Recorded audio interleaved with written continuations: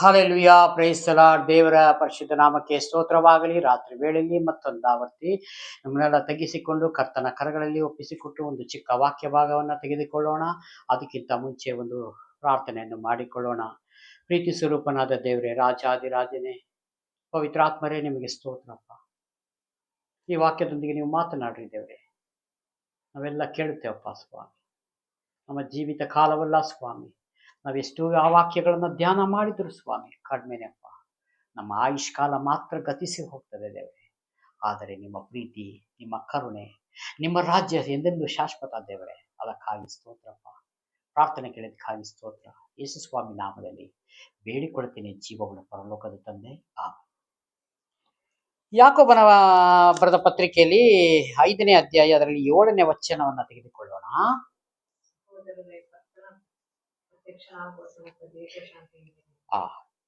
ದೇವರಲ್ಲಿ ಹೇಳ್ತಾರೆ, ಸಹೋದರರೇ, ಕರ್ತನು ಪ್ರತ್ಯಕ್ಷನಾಗುವ ತನಕ ದೀರ್ಘ ಶಾಂತಿಯಿಂದ ಇರ್ರಿ. ಇಲ್ಲಿ ಕ್ರಿಸ್ತರಿಗೆ ಇಲ್ಲಿ ಏನ್ ಹೇಳ್ತದೆ? ಹಿಂಸೆ ಇದು ಹಿಂಸೆ ಪಡುವ ಕ್ರಿಸ್ತರಿಗೆ ಪ್ರೋತ್ಸಾಹ. ಇಲ್ಲಿ ದೇವರನ್ನ ಅರ್ಥ ಮಾಡಿಕೊಂಡು ನಡೆಯುವಂತವರಿಗೆ ಹಿಂಸೆಗಳುಂಟು, ದುಃಖಗಳುಂಟು, ಗೋಳಾಟಗಳುಂಟು ಈ ಪ್ರಪಂಚದಲ್ಲಿ. ಪ್ರಿಯನಾದ ಸಹೋದರ ಸಹೋದರಿ, ಇಲ್ಲಿ ಯಾರು ನಮಗೆ ಕ್ರಿಸ್ತರಿಗೆ ಸಹಾಯ ಮಾಡುವುದು ಕಡಿಮೆನೆ. ಎಲ್ಲರೂ ಒಂದು ಆಲಯವನ್ನ ಬಾಡಿಗೆಗೆ ತೆಗೆದುಕೊಳ್ಳಕ್ ಹೋದ್ರೆ ಆಲಯ ಕೊಡುವುದಿಲ್ಲ. ಆಕ್ಚುಲಿ ಕ್ರಿಸ್ತರಿಗೆ ಮನೆ ಕೊಡುವುದಿಲ್ಲ. ಎಷ್ಟು ಕಷ್ಟ ಇದೆ ಭೂಮಿ ಮೇಲೆ. ಯಾಕೆ? ಈ ಭೂಮಿ ಯಾರ್ದಾಗಿದೆ? ಇಹಲೋಕದ ಅಧಿಪತಿ ಸೈತಾನ ಕೈಲಿದೆ. ದೇವರ ಮಕ್ಕಳನ್ನಿಸಿಕೊಂಡವರಿಗೆ ಹಿಂಸೆ, ದುಃಖ ಇವೆಲ್ಲ ನಾವು ಸಹಿಸಿಕೊಂಡು ಹೋಗ್ಬೇಕು. ಅವಾಗಲೇ ನಾವು ಕ್ರಿಸ್ತನಲ್ಲಿ ಇದ್ದೇವೆ ಅಂತ ಅರ್ಥ. ನನ್ನ ಸುಖ ಜೀವಿತವಾಗಿ ಆರಾಮಾಗಿ ಇದ್ದೀನಿ ಅಂತಂದ್ರೆ ನಮ್ಮನ್ನು ನಾವು ಚೆನ್ನಾಗಿ ಪರೀಕ್ಷೆ ಮಾಡ್ಕೋಬೇಕು. ಇದು ದೇವರಿಂದ ಬಂದದ್ದ, ಬೇರೆ ಎಲ್ಲಿಂದ ಬಂದದ್ದು? ಹಾಲೆಲೂಯಾ. ದೇವರು ಹೇಳ್ತಾರೆ, ನೀನು ಕಷ್ಟವನ್ನ ಎಲ್ಲ ಅನುಭವಿಸ್ಬೇಕಾಗಿದೆ ಈ ಭೂಮಿ ಮೇಲೆ. ನನ್ನ ನಿಮಿತ್ತ ಬಾಧೆ ಪಡುವವನು ಧನ್ಯನು, ಪರಲೋಕ ರಾಜ್ಯ ನಿಮ್ಮದೇ. ಹಾಲೆಲೂಯಾ. ಸುಖ ಕಡಿಮೆ ಆಗಿದ್ರೆ ದುಃಖ ಜಾಸ್ತಿ, ಕಷ್ಟ ಜಾಸ್ತಿ ದೇವರ ಮಕ್ಕಳಿಗೆ. ಇದೆಲ್ಲ ನಾವು ಸಹಿಸಿಕೊಳ್ಳಬೇಕು ದೇವರ ವಾಕ್ಯದ ಪ್ರಕಾರವೇ. ಆಶೀರ್ವಾದ ಉಂಟು, ಅದರಿಂದ ಅದೇ ರೀತಿಯಾಗಿ ಬರುವಂಥದ್ದೆಲ್ಲ ನಾವು ದೇವರ ಹೆಸರಿನಲ್ಲಿ ದಾಟ್ಕೊಂಡು ಹೋಗಬೇಕು ಮುಂದೆ. Praise the Lord. ದೇವರ ಪರಿಶುದ್ಧ ನಾಮಕ್ಕೆ ಸ್ತೋತ್ರವಾಗಲಿ.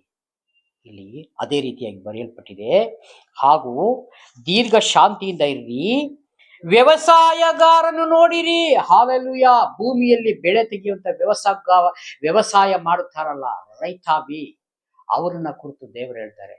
ಏನ್ ಹೇಳ್ತಾರೆ ಇಲ್ಲಿ? ಅವನು ಭೂಮಿಯ ಬೆಲೆ ಉಳ್ಳ ಫಲಕ್ಕಾಗಿ ಕಾದಿದ್ದು. ಹೇಗೆ? ಇವತ್ತು ಹೋಗಿ ಬಿತ್ತು ಬಿಟ್ಟು ಬಂದು ನಾಳೆ ಕುಯ್ಲಿಕ್ಕೆ ಆಗ್ತದ? ಪ್ರಿಯನಾದ ಸಹೋದರ ಸಹೋದರಿಯರೇ, ಇಲ್ಲ. ತಿಂಗಳುಗಟ್ಟಲೆ ಅವ್ರು ಕಾಯ್ಬೇಕು, ಅದಕ್ಕೆ ನೀರು ಕೊಡಬೇಕು, ಅದಕ್ಕೆ ಬೇಕಾಗಿದೆ ಎಲ್ಲ ಕೆಲಸಗಳನ್ನ ಮಾಡಬೇಕು. ಅವನು ವೇಟ್ ಮಾಡ್ತಾ ಇದ್ದಾನೆ. ಯಾತಕ್ಕೆ? ಫಲಕ್ಕಾಗಿ. ಅದೇ ರೀತಿಯಾಗಿ ನಾವು ದೇವರಲ್ಲಿದ್ದು ಯೇಸುಸ್ವಾಮಿ ಬರೋಣ ತನಕ ನಾವು ದೀರ್ಘ ಶಾಂತಿಯಿಂದ, ಸಮಾಧಾನದಿಂದ ಈ ಭೂಮಿ ಮೇಲೆ ಇರಬೇಕು. ಯಾರ ಹೆಸರ ಮೇಲೆ? ದೇವರ ಹೆಸರಿನ ಮೇಲೆ ನಾವು ಬದುಕಬೇಕು. ಎಂತ ಕಷ್ಟಗಳು, ಸಮಸ್ಯೆಗಳು ಬಂದಾಗಲೂ ಅದಕ್ಕೆ ಕೀರ್ತನೆಯಲ್ಲಿ ಬರೆಯಲ್ಪಟ್ಟಿದೆ, ಕಷ್ಟ ಕಾಲದಲ್ಲಿ ನೀವು ನನಗೆ ಮೊರೆಯಿಡಿರಿ, ನಾನು ಬಿಡಿಸುವೆನು, ಅವಾಗ ನೀವು ನನ್ನ ಕೊಂಡಾಡುವಿರಿ. ಹಾಲೆಲೂಯಾ. ಕೀರ್ತನೆ 50:15 ಹೀಗೆ ಬರೆಯಲ್ಪಟ್ಟಿದೆ. ಇವೆಲ್ಲ ಯಾಕೆ? ದೇವರು ತನ್ನ ಮಕ್ಕಳಿಗೋಸ್ಕರನೇ ನೀವು ಕಷ್ಟ ಪಡ್ತಾ ಇದ್ದೀರಿ, ನಿಜ. ಆದರೆ ಹೆದರಬೇಡಿ. ಲೋಕವನ್ನ ನಾನು ಜಯಿಸಿದ್ದೇನಲ್ಲ, ಜಯಿಸಿದವನು ನಿನ್ನ ಕೂಡ, ನಿನ್ನ ಸಂಗಡ, ನಿನ್ನ ಜೊತೆಯಲ್ಲಿದ್ದೇನೆ. ಹಾಲೆಲೂಯಾ. ನಂಬಿದವರು ದೇವರಿಗೆ ಗಟ್ಟಿಯಾಗಿ ಒಂದು ಹಾಲೆಲೂಯಾ, ಒಂದು ಸ್ತೋತ್ರ ಮಾಡಿ. ಪ್ರಿಯನಾದ ಸಹೋದರ ಸಹೋದರಿ, ಅದಕ್ಕಾಗಿ ನಮ್ಗೆ ಕೊಟ್ಟಿರೋದು ಎಂತ? ಬಲವುಳ್ಳ ಆತ್ಮ ಹೊರತು ಏಡಿ ಆತ್ಮ ಅಲ್ಲ. ಹಾಲೆಲೂಯಾ. ಏ ಮನುಷ್ಯನೇ, ನೀನು ಎಷ್ಟು ಮಾತ್ರದವನು? ಮಾನವನನ್ನ ಯಾಕೆ ನೆಚ್ಚಬೇಕು? ಅವನ ಉಸಿರು ಹೋಗಲು, ಅವನು ಮಣ್ಣಿಗೆ ಸೇರುವನು, ಅವನ ಸಂಕಲ್ಪ ಅವತ್ತೇ ಕ್ಲೋಸ್, ಅವತ್ತೇ ಹಾಳಾಗ್ತದೆ. ಆದ್ರೆ ದೇವರನ್ನ ನಂಬಿ ಶಾಂತವಾಗಿರುವಂತವ್ರು ಎಲ್ಲಿ ಹೋಗ್ತಾರೆ? ದೇವರ ರಾಜ್ಯಕ್ಕೆ ಬಾಧ್ಯಸ್ಥ, ಪರಲೋಕ ರಾಜ್ಯ ಅಂತವರೇ. ಇದಕ್ಕೆ ದೇವರು ನಡೆಸ್ತಾರೆ. ದೇವರಿಗೆ ನಾವು ಕೃತಜ್ಞತೆ ಸಲ್ಲಿಸಬೇಕು. ದೇವರಾತ್ಮನೆ ನಮ್ಮ ಒಳಗೆ ಸಕಲ ವಿಷಯದಲ್ಲೂ ಸತ್ಯತೆಯಲ್ಲಿ ನಡೆಸಿಕೊಂಡು ನಮ್ಮನ್ನ ಸ್ವಾಮಿ ಇಲ್ಲಿ ತನಕ ನಿನ್ನ ಕೃಪೆಯಲ್ಲಿ ಮರೆಮಾಚಿದಿಲ್ಲಪ್ಪ, ನಿಮಗೆ ಸ್ತೋತ್ರ. ನಾಳೆ ಆರಾಧನೆ ಮಾಡುವಂತಹ ದಿವಸ ಆಗಿದೆ. ಆಲಯಗಳಲ್ಲಿ ಇಡೀ ದೇಶದಲ್ಲಿ ಪ್ರಪಂಚಗಳಲ್ಲಿ ನಡೀತಾ ಇದೆ. ದೇವರಿಗೆ ಸ್ತುತಿ ಮಾಡುವಂಥವ್ರು ಎಷ್ಟು ಆರಾಧನೆಗಳನ್ನ ಮಾಡ್ತಾರೆ, ಎಷ್ಟು ದೇವರ ಸಂತೋಷವುಳ್ಳವರಾಗಿದ್ದಾರೆ. ಅದರಲ್ಲಿ ಆತ್ಮಿಕವಾಗಿ ಆರಾಧನೆ ಮಾಡುವವರು ಎಷ್ಟು ಜನ, ಶರೀರಕ್ಕೆ ಸಂಬಂಧಪಟ್ಟ ರೀತಿ ಪ್ರಾರ್ಥನೆ ಮಾಡುವವರು, ಆರಾಧನೆ ಮಾಡುವವರು ಎಷ್ಟು ಜನ ನಮ್ಗೆ ಗೊತ್ತಿಲ್ಲ. ಅದಕ್ಕೆ ಆತ್ಮದಲ್ಲಿ ಆರಾಧಿಸುವ ಕರ್ತನಿಗೆ ಸ್ತೋತ್ರ.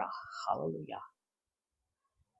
ನಾವು ರಕ್ತ ಮಾಂಸದಲ್ಲೇ ಇದ್ದೇವೆ, ಆದರೆ ಎಲ್ಲಿಂದ ಪ್ರಾರ್ಥನೆಗಳು ಬರಬೇಕು, ಎಲ್ಲಿಂದ ಆರಾಧನೆ ಹುಟ್ಟಬೇಕು, ಒಳಗಡೆಯಿಂದ ಬರಬೇಕು. ಅದಕ್ಕೆ ಅವಾಗ ನಮಗೆ ಒಳ್ಳೆ ರಿಸಲ್ಟ್ ಸಿಗಬೇಕಾದ್ರೆ ಒಳ್ಳೆ ಪ್ರಾರ್ಥನೆ ಬೇಕಲ್ವಾ?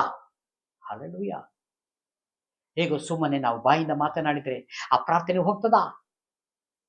ಅದಕ್ಕೆ ಮಾರ್ಕದಲ್ಲಿ ಬರೆಯಲ್ಪಟ್ಟಿದೆ, ಈ ಜನರು ನನ್ನನ್ನ ಮಾತಿನಿಂದ ಸನ್ಮಾನಿಸ್ತಾರೆ, ಇವರ ಮನಸ್ಸು ನನಗೆ ದೂರವಾಗಿದೆ, ಇವರು ಭಕ್ತಿ ತೋರುವುದೇ ವ್ಯರ್ಥ. ಇನ್ನು ಅನೇಕ ವಾಕ್ಯಗಳಿದೆ, ನಾನು ಸ್ವಲ್ಪ ಮಾತ್ರ ವಿವರಣೆ ಮಾಡಿದ್ದೇನೆ. ಹಲ್ಲೆಲೂಯಾ. ಹಾಗೆ ಆಗದಂತೆ ನಮ್ಮ ಮನಸ್ಸು, ನಮ್ಮ ಸಂಪೂರ್ಣ ಮನಸ್ಸಿಗಿಂತ ನಮ್ಮ ಸಂಪೂರ್ಣತೆಯನ್ನು ದೇವರಿಗೆ ನಾವು ಒಪ್ಪಿಸಿಕೊಡಬೇಕು. ನಮ್ಮ ಸರ್ವಾಂಗಗಳು ಆತನಿಗೆ ಸ್ತುತಿ. ನನ್ನ ಸರ್ವಾಂಗಗಳು ನಿನ್ನ ಸ್ತುತಿ ಮಾಡಲಿ, ನನ್ನ ಸರ್ವಾಂಗಗಳು ನಿನ್ನ ಸ್ತುತಿ ಮಾಡಲಿ.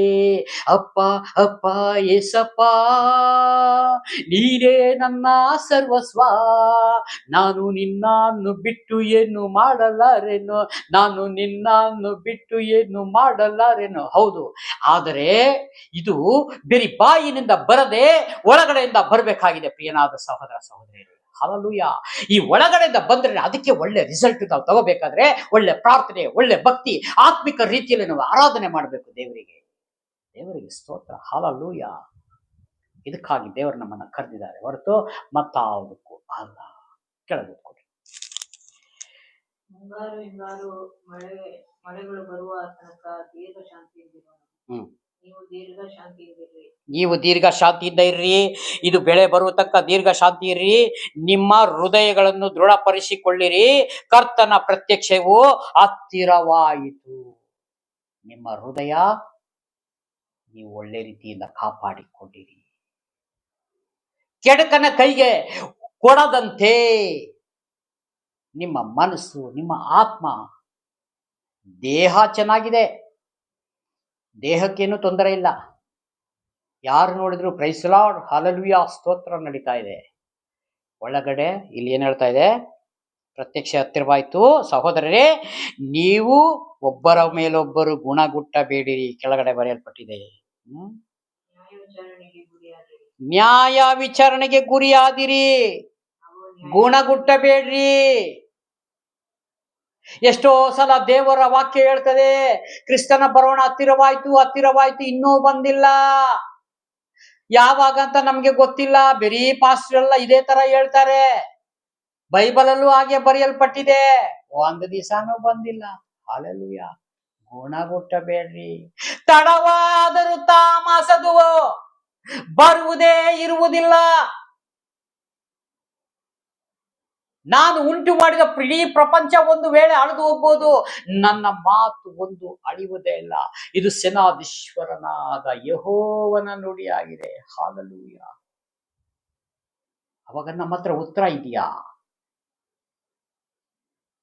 ಇಸ್ರಾಯೇಲ್ ಜನರ ದುರಸ್ತೆಯನ್ನ ನಾನು ನೋಡಿದ್ದೇನೆ, ಬಿಡಿಸಿಕೊಂಡು ಬಾ ಮೋಶೆ ಅಂತ ಹೇಳಿ ಮೋಶೆನ ದೇವರ ನೇಮಕ ಮಾಡಿ ಕಳಿಸಿದ್ರಲ್ಲ, ಅದಕ್ಕಾರ ಕೃತಜ್ಞತೆ ಬೇಡುವ.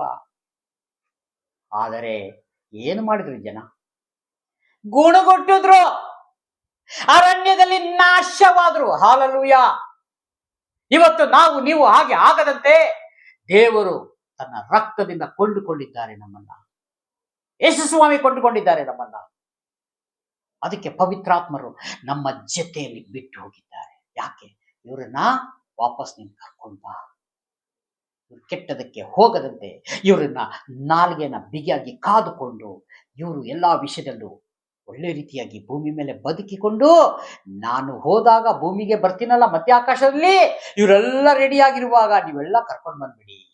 ಹಾಲೆಲೂಯಾ. ಬಹಳ ಚೆನ್ನಾಗಿ ದೇವರು ಹೇಗೆ ಮಾತನಾಡಿದ್ದಾರೆ ಚೆನ್ನಾಗಿ ಅರ್ಥ ಮಾಡ್ಕೋಬೇಕು ಪ್ರಿಯ ನನ್ನ ಸಹೋದರ ಸಹೋದರಿ. ಕೇಳಬಹುದು.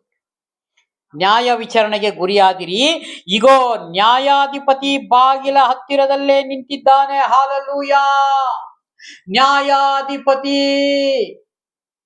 ಲಾಸ್ಟ್ ಟೈಮ್ ಅಲ್ಲಿ ನ್ಯಾಯಾಧಿಪತಿ ನ್ಯಾಯ ಕೊಡುವಂತ ದೇವರು ಬಾಗಿಲಲ್ಲಿ ನಿಂತುಕೊಂಡಿದ್ದಾನೆ.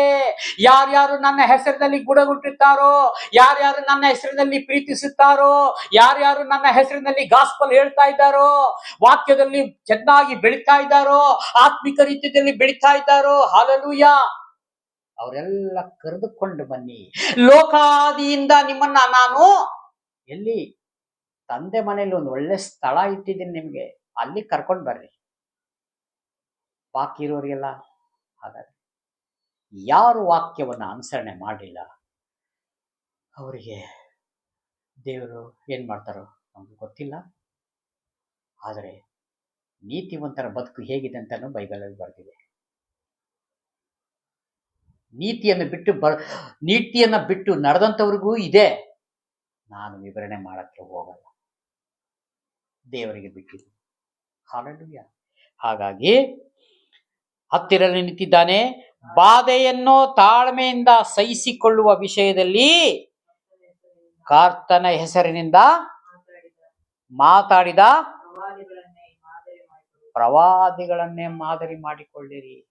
ಕರ್ತನ ಹೆಸರನ್ನ ಹೇಗೆ ಪ್ರವಾದನೆ ಮುಖಾಂತರ ನುಡಿದಿದ್ದಾರೋ ಅವ್ರನ್ನ ಮಾದರಿಯಾಗಿ ನೋಡ್ಕೊಳ್ರಿ. ಅವ್ರ ಮಾದರಿಗಳೆಲ್ಲ ಬೈಬಲಲ್ಲಿ ಬರೆಯಲ್ಪಟ್ಟಿದೆ. ಅವ್ರನ್ನೆಲ್ಲ ನೆನಪು ಮಾಡಿಕೊಳ್ಳಿರಿ.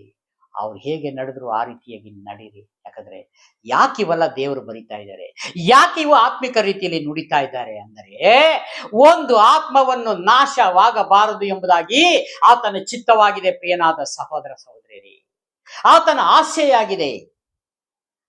ಒಂದು ಆತ್ಮವನ್ನು ನರಕಕ್ಕೆ ಹೋಗಬಾರದು. ಎಲ್ಲ ನಾನು ನಿಮಗೋಸ್ಕರ ಒಳ್ಳೆ ಸ್ಥಳವನ್ನ ಸಿದ್ಧ ಮಾಡಿದ್ದೇನೆ, ಪರಲೋಕದಲ್ಲಿ ಸ್ಥಳ ಸಿದ್ಧ ಮಾಡಿದ್ದೇನೆ. ಒಳ್ಳೆ ದೇವರು ನಮಗೋಸ್ಕರ ಇಂಥ ಸ್ಥಳ ಸಿದ್ಧ ಮಾಡಿದ್ದಾರೆ, ಅಲ್ಲಿಗೆ ಬನ್ನಿರಿ. ನೀವೆಲ್ಲ ತೆಗೆದುಕೊಳ್ಳ್ರಿ, ನಿಮಗಾಗಿ ಇವೆಲ್ಲ ಇಟ್ಟಿದ್ದೇನಲ್ಲ. ಪ್ರತಿ ದಿವಸ ನಿಮ್ಮನ್ನ ಕೈ ಬೀಸಿ ಕರಿತಾ ಇದ್ದೇನೆ. ನನ್ನ ಮಾತು ನಿಮಗೆ ಕೇಳಿಸ್ತಾ ಇಲ್ಲ. ನನ್ನ ನುಡಿಗಳಿಗೆ ನೀವು ಬೆನ್ನು ಹಾಕ್ತಾ ಇದ್ದೀರಿ. ನನ್ನ ಮಾತಿಗೆ ನೀವು ಓರೆಯಾಗಿ ಹೋಗ್ತಾ ಇದ್ದೀರಿ. ಅದಕ್ಕಾಗಿ ದೇವರು ಬಹಳ ಒಳ್ಳೆಯ ದೇವರು, ಪ್ರೀತಿ ಉಳ್ಳ ದೇವರು, ಕನಿಕರವನ್ನು, ದೀರ್ಘ ಶಾಂತನು, ಕ್ಷಮಿಸುವವನು ದೇವರಾಗಿದ್ದಾರೆ. ಅಂತ ದೇವರು ಸಿಕ್ಕಿರೋದು ನಿಜವಾಗ್ಲೂ ನಾವು ಭಾಗ್ಯವಂತರಲ್ವಾ ಪ್ರಿಯನಾದ ಸಹೋದರ ಸಹೋದರಿ. ಹಾಗಾಗಿ ದೇವರು ನಮಗೋಸ್ಕರ ಒಳ್ಳೆ ಔತಣವನ್ನ ಸಿದ್ಧ ಮಾಡಿದ್ದಾರೆ. ಒಂದು ಒಳ್ಳೆ ಬಿರಿಯಾನಿ ಊಟ ಇಟ್ಟಿದ್ದಾರೆ. ಅದನ್ನ ಊಟ ಮಾಡಿ ಅಂದ್ರೆ ನನಗೆ ಬಿರಿಯಾನಿ ಬೇಡ, ನನಗೆ ನೆನ್ನೆ ಮೊನ್ನೆದು ಹಳೇದು ಸಾಕು ಅಂತ ಹೇಳುವಷ್ಟು ಎಷ್ಟು ಜನ ಇದ್ದೀವಪ್ಪ ನಾವು. ದೇವರು ಫ್ರೆಶ್ ಆಗಿ ನಮಗೋಸ್ಕರ ಸಿದ್ಧ ಮಾಡಿದ ಔತಣವನ್ನ ಸ್ವೀಕಾರ ಮಾಡಿ. ಅದಕ್ಕಾಗಿ ಕೊಟ್ಟಂತ ವಾಕ್ಯ ಸಂದೇಶಕ್ಕಾಗಿ ಸ್ತೋತ್ರ ಮಾಡಿ.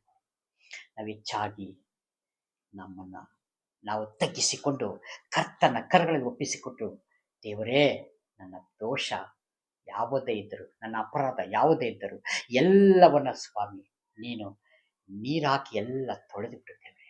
ನನ್ನನ್ನು ಶುದ್ಧಿ ಮಾಡು ಸ್ವಾಮಿ. ನನ್ನನ್ನು ನಿನ್ನ ವಾಕ್ಯದಲ್ಲೂ ನಿನ್ನ ಪ್ರಾರ್ಥನೆಯಲ್ಲೂ ನಿನ್ನ ಆತ್ಮದ ಮೂಲಕ ನನ್ನನ್ನು ಬಲಪಡಿಸಿದ್ದೇವೆ ಎಂಬುದಾಗಿ ಒಂದು ಪ್ರಾರ್ಥನೆ ಮಾಡಿಕೊಳ್ಳೋದಾದರೆ ಖಂಡಿತ ದೇವರು ನಮ್ಮನ್ನು ಈ ವಿಷಯದಲ್ಲಿ ಸಹಾಯ ಮಾಡೇ ಮಾಡ್ತಾರೆ. ಎಂದಿಗೂ ಕೈ ಬಿಡುವುದಿಲ್ಲ, ತೊರೆಯುವುದಿಲ್ಲ. ಹಾಗಾಗಿ ಪ್ರಾರ್ಥನೆ ಮಾಡಿಕೊಳ್ಳೋಣ. ಎಲ್ಲ ಕಣ್ಣು ಮುಚ್ಚಿ. ಪ್ರೀತಿಯ ಸ್ವರೂಪನಾದ ದೇವರೇ, ರಾಜಾದಿರಾಜನೇ, ಲೋಕಕ್ಕೆ ರಕ್ಷಕನು ಬೆಳಕುವಾಗಿರುವ ನಮ್ಮ ದೇವರೇ, ಮಹಿಮೆ ಅರಸನು ನೀವು ಸ್ವಾಮಿ.